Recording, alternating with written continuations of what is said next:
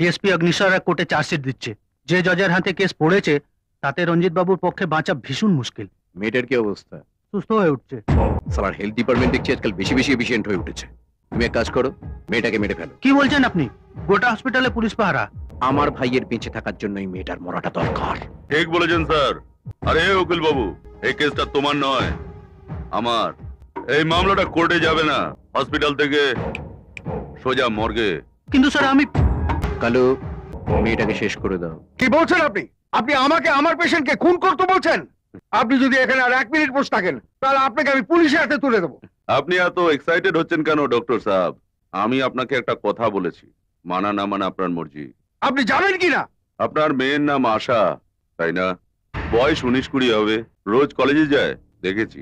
মেয়ের মুখে ভাতের ছবিটা মনে আছে? বিলকুল নাঙ্গা। আর যদি ওরকম একটা ছবি রাস্তার মাঝখানে দাঁড়িয়ে সবাই দেখে, কিরকম লাগবে ডক্টর সাহেব?